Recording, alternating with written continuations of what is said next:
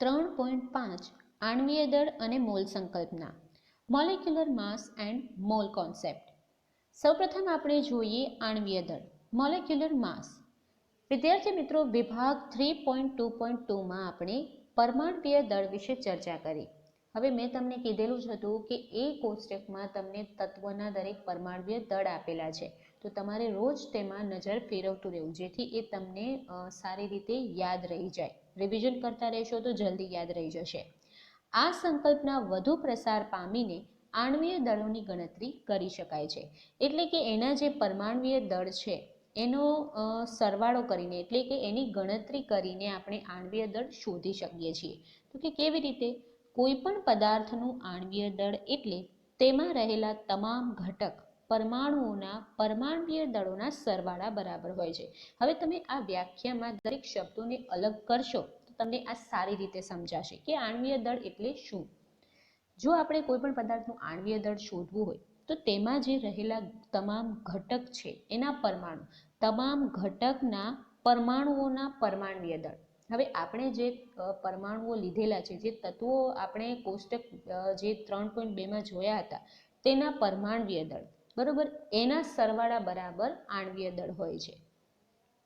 આમ આ દળ અણુનું સાપેક્ષ દળ છે, બરોબર. હવે આ જે દળ છે એ દરેક પરમાણુની સાપેક્ષમાં હોય છે, એટલે તેનું સાપેક્ષ દળ છે, જેને આપણે પરમાણ્વીય દળ એકમ યુનિફાઈડમાં દર્શાવવામાં આવે છે, એટલે કે સ્મોલ યુ. હવે આપણને બુકમાં કેટલાક એક્ઝામ્પલ આપેલા છે, ઉદાહરણ આપેલા છે, જેમાં છે ઉદાહરણ 3.1. પાણી એટલે કે એનું અણુસૂત્ર છે H2O, એના સાપેક્ષમાં આણ્વીય દળની ગણતરી કરો. બીજું છે HNO3ના આણ્વીય દળની ગણતરી કરો.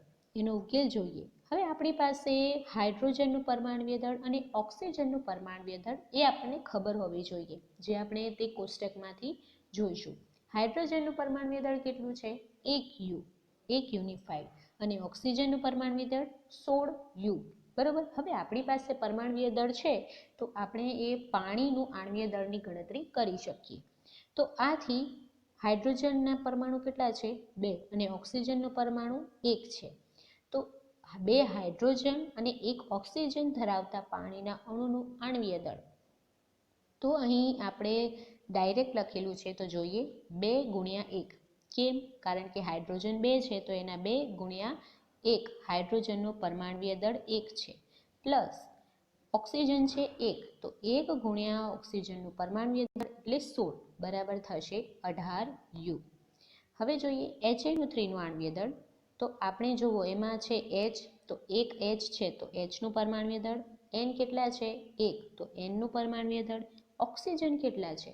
ઓક્સિજન 3 છે, તો 3 ગુણ્યા ઓક્સિજનનું પરમાણ્વીય દળ. તો આ સિમ્પલ ટ્રીક છે લખવાની, બરોબર. તો આ રીતે તમે પરમાણ્વીય દળ શોધી શકો છો. Hનું પરમાણ્વીય દળ કેટલું થાય? 1. Nનું પરમાણ્વીય દળ નાઇટ્રોજનનું 14, અને ઓક્સિજનનું પરમાણ્વીય દળ કેટલું થાય? નહીં, 48 ના થાય, 16 થાય. 16 ગુણ્યા 3 એટલે 16 તેરી 48. તો એ રીતે આપણને 63 યુનિફાઈડ મળે છે. હવે જોઈએ સૂત્ર એકમ દળ, ફોર્મ્યુલા યુનિટ માસ. કોઈપણ પદાર્થનું સૂત્ર એકમ દળ એ તેમાં રહેલા તમામ ઘટક પરમાણુઓના પરમાણ્વીય દળોનો સરવાળો છે. હવે તમને એમ થશે કે આપણે જે આણ્વીય દળ જોયું એની વ્યાખ્યા પણ આ રીતના હતી, અને આ જે સૂત્ર એકમ દળ છે એની પણ વ્યાખ્યા સેમ છે, તો એ બંનેમાં કોઈ ડિફરન્સ નથી વધારે પડતો. જે પ્રકારે આણ્વીય દળની ગણતરી થાય છે તે જ પ્રકારે સૂત્ર એકમ દળની ગણતરી થાય છે. હવે ફર્ક શું છે? તો કે ફર્ક માત્ર એટલો છે કે એકમ સૂત્ર આ શબ્દનો ઉપયોગ એવા પદાર્થ માટે કરીએ છીએ કે જેમાં ઘટક કણ તરીકે આયન હોય. આપણે એમાં કોઈ પણ પરમાણુ લઈ લેતા હતા, પણ એનો જે ઘટક હતો એ આપણે કોઈ પણ લઈ લેતા હતા, બરોબર. પણ આમાં એ જ લેવાનો જે આયન તરીકે હોય, જે ઘટક કણ છે એ આયન તરીકે હોય. કેવી રીતે? તો કે એક્ઝામ્પલ જોઈએ. Sodium chloride. હવે ઉપર ચર્ચા કર્યા મુજબ તેનું સૂત્ર એકમ NaCl છે. તેના એકમ સૂત્ર દળની ગણતરી આપણે અહીં જોઈએ.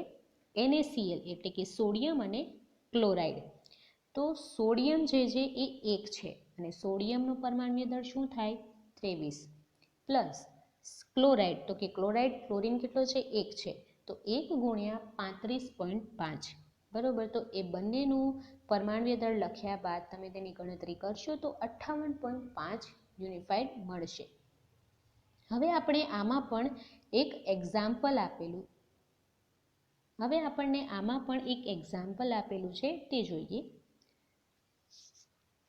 ઉદાહરણ 3.2 CaCl2 માટે એકમ સૂત્ર દળની ગણતરી કરો. ઉકેલ જોઈએ. CaCl2 હવે કેલ્શિયમ અને ક્લોરીન છે, તો કેલ્શિયમ ક્લોરાઇડનું એક સૂત્ર દળ છે, તો Caનું પરમાણ્વીય દળ પ્લસ Cl કેટલા છે 2, તો 2 ગુણ્યા Clનું પરમાણ્વીય દળ, તો Caનું પરમાણ્વીય દળ કેટલું થાય 40 પ્લસ 2 ગુણ્યા ક્લોરીનનું પરમાણ્વીય દળ 35.5, તો થશે 40 plus 71 is equal to 111 unified, બરાબર. તો આપણને આ ઉદાહરણ 3.2નો જવાબ મળી ગયો. મોલ સંકલ્પના, મોલ કોન્સેપ્ટ. વિદ્યાર્થી મિત્રો, આપણે એક ઉદાહરણ લઈએ કે જેમાં હાઇડ્રોજન અને ઓક્સિજન વચ્ચે પ્રક્રિયા થઈ પાણી બને છે. જુઓ, આપણને અહીં હાઇડ્રોજનનો અણુ અને ઓક્સિજનના લીધેલા છે અને એમાંથી આપણે પાણીનો અણુ બનાવીએ છીએ. તો અહીં આપણને પાણીના 2 અણુ મળે છે, તો તેના માટે આપણે હાઇડ્રોજન અને ઓક્સિજનમાં પણ સમતોલિત કરવું પડશે, બેલેન્સ કરવું પડશે. તો ડાબી અને જમણી બાજુ બંને બાજુ પરમાણુઓની સંખ્યા સેમ હોવી જોઈએ. તો જુઓ, અહીં હાઇડ્રોજન છે 4, તો તમે જોઈ શકો છો ડાબી બાજુ પણ આપણે 4 હાઇડ્રોજન છે. જમણી બાજુ તમે જુઓ કે ઓક્સિજન 2 છે. હવે આગળ 2 લાગે એટલે એ ઓક્સિજનને પણ લાગે, બરાબર. તો અહીં જુઓ તમે ઓક્સિજન 2 જ છે, તો એ રીતે આ પ્રક્રિયા બેલેન્સ હોવી જોઈએ. હવે આપણને આ ઉપરયુક્ત પ્રક્રિયા સૂચવે છે કે હાઇડ્રોજનના 2 અણુ ઓક્સિજનના 1 અણુ સાથે સંયોજાઈ પાણીના 2 અણુ બનાવે છે. તો વિદ્યાર્થી મિત્રો, આપણે જે રાસાયણિક પ્રક્રિયાની ચર્ચા કરી તે અણુના સંદર્ભમાં કરી છે કે ઓક્સિજનનો 1 અણુ અને હાઇડ્રોજનના 2 અણુ છે, એ રીતે સંયોજાઈને પાણીના 2 અણુ બને છે. હાઇડ્રોજન અણુના 4U, ઓક્સિજન અણુના 32U. કેવી રીતે? તો કે હાઇડ્રોજન કેટલા છે 4 છે, તો 4 અને હાઇડ્રોજનનું પરમાણ્વીય દળ 1, તો થયા ને 1 ગુણ્યા 4 એટલે 4. ઓક્સિજનનો અણુ કેટલા છે 2, ઓક્સિજનનો અણુ 1 છે, બરાબર. 2 ઓક્સિજન છે, તો એ ઓક્સિજનનું પરમાણ્વીય દળ કેટલું 16, તો 16 દુ 32, તો એ રીતે 32U. તો આ રીતે બંનેનું સરવાળો કરતા આપણને મળશે 36U. તો પાણીના અણુ કેટલા થયા 32U જેટલું બને છે. તો હવે આપણે જે પ્રક્રિયા સમજી તે અણુની સંખ્યા અને તેના દળના આધારે સમજી. ઉપરયુક્ત સમીકરણ પરથી આપણે અનુમાન કરી શકીએ છીએ કે કોઈ પણ પદાર્થની માત્રા એટલે કે જથ્થાને તેના દળ અથવા તેના અણુઓની સંખ્યાને આધારે દર્શાવી શકાય. આપણે કોઈ પણ જે પદાર્થ હોય તેની માત્રા એટલે કે તેનો જથ્થો છે એને આપણે દળ અને તેની અણુની સંખ્યાને આધારે દર્શાવી શકીએ, જેમ આપણે હમણાં સમીકરણમાં એટલે કે રાસાયણિક પ્રક્રિયામાં દર્શાવ્યું તે રીતે. પરંતુ રાસાયણિક પ્રક્રિયા સમીકરણ પ્રત્યક્ષ રીતે પ્રક્રિયામાં ભાગ લેતા અણુઓ કે પરમાણુઓની સંખ્યા સૂચવે છે. આપણે જે એમાં પરમાણુ અને અણુ જોયા એ પ્રત્યક્ષ રીતે એની અણુની સંખ્યા સૂચવતા હતા. તેની પદાર્થના જથ્થાને તેના દળના સંદર્ભમાં દર્શાવવા તેના કરતાં અણુઓ કે પરમાણુના સંદર્ભમાં દર્શાવવા વધુ અનુકૂળ છે. હવે આપણે તેની સંખ્યા સૂચવવા કરતાં તેને અણુ કે પરમાણુઓના સંદર્ભમાં દર્શાવીએ તો વધારે અનુકૂળ કહેવાય. તેથી એક નવો એકમ મોલ રજૂ કરાયો. આપણે તેને અણુ કે પરમાણુ રીતે દર્શાવવું હોય તો એના માટે કયો નવો એકમ રજૂ કરાયો? તો કે મોલ. કોઈ પણ ઘટક, હવે કયા ઘટકો આવી શકે એમાં? તો કે પરમાણુ, અણુ, આયન અથવા તો કણ. આ દરેક ઘટકના એક મોલ જથ્થામાં તેની જેટલી સંખ્યા હોય છે તેટલી જ સંખ્યા તેના પરમાણ્વીય દળ અથવા આણ્વીય દળ જેટલા ગ્રામમાં દર્શાવેલા જથ્થામાં હોય છે. કંઈ ખબર પડી નહીં, બરોબર ને? કંઈ ના સમજાયું ને? તો હવે આપણે તેને વધારે ડિટેલમાં સમજીએ કે કેવી રીતે કોઈ પણ એક જે મોલ જથ્થો હોય છે એની જેટલી સંખ્યા હોય તેટલી જ સંખ્યા તેના પરમાણ્વીય દળ અથવા તો આણ્વીય દળ, એ જે પરમાણ્વીય દળ અને આણ્વીય દળ હોય એ જેટલું હોય તેટલા જ ગ્રામમાં તે દર્શાવેલો જથ્થો હોય છે. તો એ આપણે હવે વધારે ડિટેલમાં સમજીએ. કોઈપણ પદાર્થના 1 મોલ જથ્થામાં હાજર રહેલા ઘટકોની, કયા ઘટકો હતા? અણુઓ, પરમાણુઓ અને આયન, કણ દરેક. એ જે ઘટકોની સંખ્યા છે એ 6.022 × 10⁻23 જેટલી નિશ્ચિત હોય છે. એટલે કે 6.022 × 10⁻23. આ ખાસ યાદ રાખવી, બરોબર? આ સંખ્યા આના જેટલી જ નિશ્ચિત હોય છે. 1 મોલ જથ્થામાં હાજર રહેલા ઘટકોની સંખ્યા આપેલી છે. તે પ્રાયોગિક રીતે મેળવેલું મૂલ્ય છે. આ મૂલ્ય આપણને કેટલાક પ્રયોગો કર્યા બાદ મળેલું છે. અને આ સંખ્યાને ઇટાલિયન વૈજ્ઞાનિક એમેડિયો એવોગેડ્રોના માનમાં એવોગેડ્રો અચળાંક અથવા એવોગેડ્રો અંક એના દ્વારા દર્શાવાય છે એવું કહેવાય છે, બરોબર? અને જેને NA દ્વારા દર્શાવાય છે. આ NA દ્વારા દર્શાવાય છે. એવોગેડ્રો અચળાંક કે એવોગેડ્રો અંક કઈ સંખ્યા છે? 1 મોલ જથ્થામાં, તો કે એમાં 1 મોલ જથ્થામાં હાજર રહેલા ઘટકોની સંખ્યા 6.022 × 10⁻23. તો 1 મોલ બરાબર 6.022 × 10⁻23 એ વસ્તુની સંખ્યા. જેમ 1 ડઝન બરાબર 12 નંગ હોય, 1 ગ્રોસ બરાબર 144 નંગ હોય, એ રીતે ગણીએ છીએ તેના જ સંદર્ભમાં, બરોબર? તેમ સંખ્યાના સંદર્ભમાં મોલ, ડઝન અને ગ્રોસ કરતાં વધુ ફાયદાકારક છે. કારણ કે કોઈ પણ પદાર્થના 1 મોલ જથ્થાનો દળ નિશ્ચિત હોય છે. આ એક દળ જે છે એ નિશ્ચિત છે. 1 મોલ બરાબર કેટલા? આ ખાસ યાદ રાખવાનું છે વિદ્યાર્થી મિત્રો. આપણને કોઈ પણ જ્યારે દાખલો કરીશું, બરોબર, ઉદાહરણ ગણીશું, તો આપણને એ આપેલી જ હશે સંખ્યા, એટલે વાંધો નહીં આવે, પણ આ યાદ રાખવી જરૂરી છે. કોઈ પણ પદાર્થના 1 મોલ જથ્થાનું દળ 1 ગ્રામમાં દર્શાવેલું તેનું સાપેક્ષ પરમાણુય દળ કે આણ્વીય દળ છે. હવે 1 મોલ જથ્થામાં જે દળ હોય છે એ ગ્રામમાં દર્શાવેલું તેના જેવું પરમાણુય દળ કે આણ્વીય દળ છે. હવે આને પણ, આ જે વાક્ય છે એને પણ આપણે ડિટેલમાં સમજીશું, એટલે તમને વધારે સારી રીતે સમજાશે. તત્વનું પરમાણુય દળ આપણને એક પરમાણુનું દળ પરમાણુય દળ એકમમાં દર્શાવે છે. હવે કોઈ પણ જે તત્વ હોય એનું પરમાણુય દળ હોય એ આપણને કેવી રીતે દર્શાવવામાં આવે? તો કે એક પરમાણુનું દળ એટલે કે પરમાણુય દળ એકમમાં દર્શાવે છે. કોઈ પણ આપણે પરમાણુનું દળ લખતા હતા એની બાજુમાં કયો યુનિફાઈડ એકમ લખતા હતા? બસ એટલું જ અહીં કીધેલું છે કે કોઈ પણ તત્વનું આપણે પરમાણુ દળ લખતા હતા એના બાજુમાં આપણે પરમાણુય દળનો એકમ લખતા હતા. બસ તત્વના 1 મોલ પરમાણુઓનું દળ કે જે મોલર દળ તરીકે ઓળખાય છે. હવે આપણે કોઈ પણ મોલ પરમાણુઓનું દળ લખતા હોય તો તેને પણ કંઈક નામ આપવું પડે ને, તો એને કહેવાય મોલર દળ. તેનું મૂલ્ય મેળવવા આપણે સમાન આંકડાકીય મૂલ્ય લઈએ છીએ, પરંતુ તેના એકમ યુને બદલે આપણે જી દર્શાવીએ છીએ. જેમ આપણે પરમાણુય દળનો, કોઈ પણ તત્વના પરમાણુય દળનો એકમ યુ દર્શાવતા હતા, એ રીતે આપણે મોલર દળનો એકમ જી દર્શાવીશું, બરોબર? આપણે કોઈ પણ મોલર દળનો એકમ શું દર્શાવીશું? જી. પરમાણુના આણ્વીય દળને ગ્રામ પરમાણુય દળ પણ કહે છે. ઉદાહરણ તરીકે હાઇડ્રોજનનું પરમાણુય દળ કેટલું? 1 યુ છે. આપણે લખતા હતા ને, જો અહીં કીધેલું છે કે કોઈ પણ તત્વના પરમાણુય દળને આપણે યુ તરીકે દર્શાવતા હતા. એ સેન્ટેન્સ અહીં પ્રૂફ થાય છે. તેથી હાઇડ્રોજનનું ગ્રામ પરમાણુય દળ કેટલું થાય? 1 જી. બરોબર? આપણે કહી શકીએ આવું કે જે તત્વનું પરમાણુય દળ હતું એને આપણે યુ તરીકે દર્શાવતા હતા, તો તે જ તત્વનું જ્યારે ગ્રામ પરમાણુય દળ લખીએ તો ત્યારે તેને આપણે જી તરીકે દર્શાવીએ છીએ. 1 યુ હાઇડ્રોજન માત્ર એક જ હાઇડ્રોજન પરમાણુ ધરાવે છે, જ્યારે 1 ગ્રામ 1 જી હાઇડ્રોજન 1 મોલ પરમાણુ, 1 મોલ એટલે 6.022 × 10⁻23, એટલે કે 1 મોલ બરાબર 6.022 × 10⁻23 જેટલા હાઇડ્રોજન પરમાણુઓ ધરાવે છે, બરોબર? તો આપણને આમાં ફરક હવે સમજાયો હશે, બરોબર?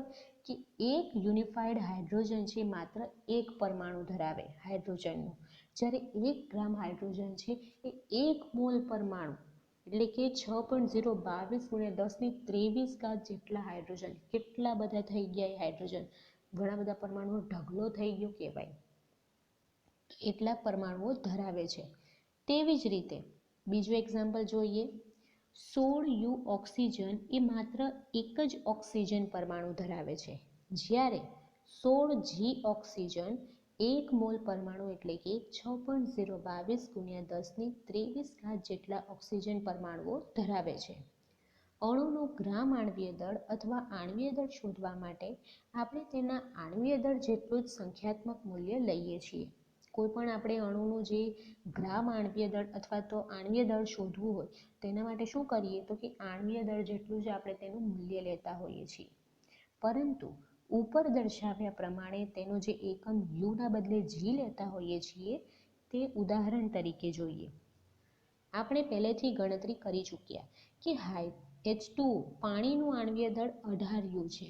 આપણે ગણતરી કરી જ છે ને કે પાણીનું કેટલું થાય આણ્વીય દળ 18U. તો તેના દ્વારા આપણે સમજી શકીએ છીએ કે 18U પાણી માત્ર એક પાણીનું અણુ છે. આપણે જે આણ્વીય દળ શોધ્યું હતું તે માત્ર એક જ અણુ હતો, બરાબર. તે માત્ર પાણીનો એક અણુ ધરાવે, જ્યારે 18G પાણી 1 મોલ પાણીના અણુ ધરાવે. એટલે કેટલા થયા? 1 મોલ એટલે 6.022 × 1023 જેટલા અણુ હશે. તો પાણીના આટલા બધા અણુ ભેગા થશે, બરોબર. એટલે ઢગલો થઈ ગયો ફરીથી આટલા અણુઓનો એ રીતે.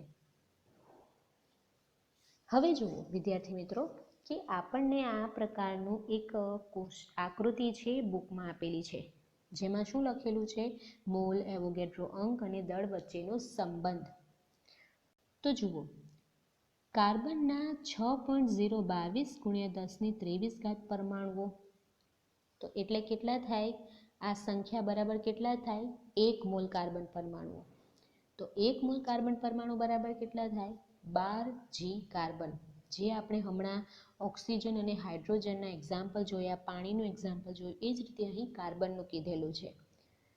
હવે હાઇડ્રોજન, તો કે હાઇડ્રોજનના જુઓ એ જ રીતે છે, સેમ આપણને એ દર્શાવે છે 1G હાઇડ્રોજન પરમાણુ, 1 મોલ હાઇડ્રોજન પરમાણુ, તો બરાબર હાઇડ્રોજનના 6.022 × 1023 પરમાણુઓ. તો એ રીતે આપણે તે કણોનું સાપેક્ષ દળ, આપણે જો કોઈ પણ કણોનું સાપેક્ષ દળ લઈએ ગ્રામમાં, બરોબર, તો તેનો કોઈ પણ કણ 1 મોલ થાય. પછી 1 મોલ એ કણોની સંખ્યા કેટલી થાય? 6.022 × 1023 જેટલી. હવે આણ્વીય દળ આપણે ગ્રામમાં આપેલું હોય તો 1 મોલ અણુઓ થાય અને અણુઓની સંખ્યા કેટલી થાય? 6.022 × 1023. તો આ રીતે આપણે એ કોષ્ટકને સમજી ચૂક્યા છીએ. હવે આપણે જોઈએ રસાયણશાસ્ત્રીઓને કોઈ પણ પ્રક્રિયા કરતી વખતે અણુઓ અને પરમાણુઓની સંખ્યાની જરૂર પડે છે. તે માટે તેઓએ દળનો સંબંધ ગ્રામમાં લીધેલ સંખ્યાઓ સાથે કરવો પડે, જે આપણે નીચે પ્રમાણે થઈ શકે. કેવી રીતે? તો કે 1 મોલ બરાબર 6.022 × 1023 સંખ્યા.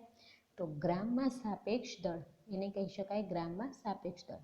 આમ રસાયણશાસ્ત્રીઓએ દર્શાવેલ ગણતરીનો એકમ મોલ છે. કહી શકીએ ને આપણે કે જે ગણતરીનો એકમ છે મોલ છે. ઈસવીસન 1896ની આસપાસ વિલ્હેમ ઓસ્વાલ્ડે મોલ શબ્દનો પરિચય આપ્યો.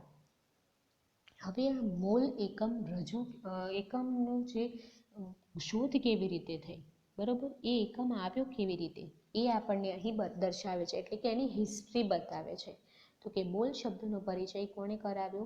વિલ્હેમ ઓસ્વાલ્ડે, જે એક લેટિન શબ્દ મોલ્સ પરથી આવેલો છે. હવે મોલ્સનો અર્થ શું થાય? તો કે જેનો અર્થ થાય છે ઢગલો અથવા થપ્પી.